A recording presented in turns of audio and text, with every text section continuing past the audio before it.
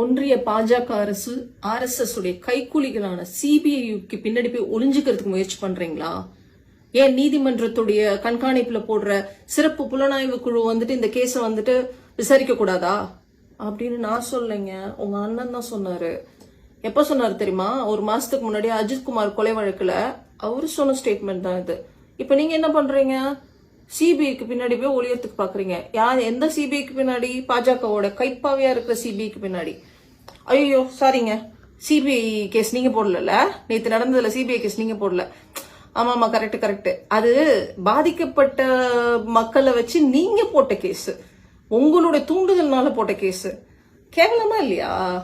நேத்தியே ஒரு வீடியோல நான் வந்து சொன்னேன், அந்த குழந்தையோட அப்பாவை கூட்டிட்டு போய் கேஸ் போட்டிருக்கீங்க அப்படின்னு சொல்லிட்டு. அது இல்லாம இன்னொரு கேஸ் இருக்கு. அதாவது செல்வராஜ்னு ஒருத்தர், அவருடைய மனைவியை இழந்துட்டு அவரே வந்து பாதிக்கப்பட்டு இருக்காரு.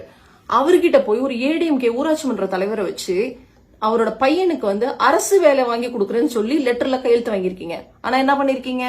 அவருக்கே தெரியாம வழக்கு போட்டிருக்கீங்க. அசிங்கமா இல்ல? இவ்வளவு கேவலமான அரசியலா பண்ணிட்டு இருக்கீங்க. SITயும் வந்து SITக்கான கேஸ் தான் நீங்க போட்டீங்க. அதுவும் என்ன பண்ணிருக்கீங்க? ஏன் உயர்நீதிமன்றத்தை நம்ப மாட்டீங்களா? உச்ச நீதிமன்றத்தோட கண்காணிப்புல அங்கேருந்து ஒரு நீதிபதியை வந்து SITல போட்டா நாங்க ஒத்துக்கிறோம் அப்படின்னு சொல்லிருக்கீங்க. என்ன மாதிரி அரசியல் இது? எனக்கு புரியலையே.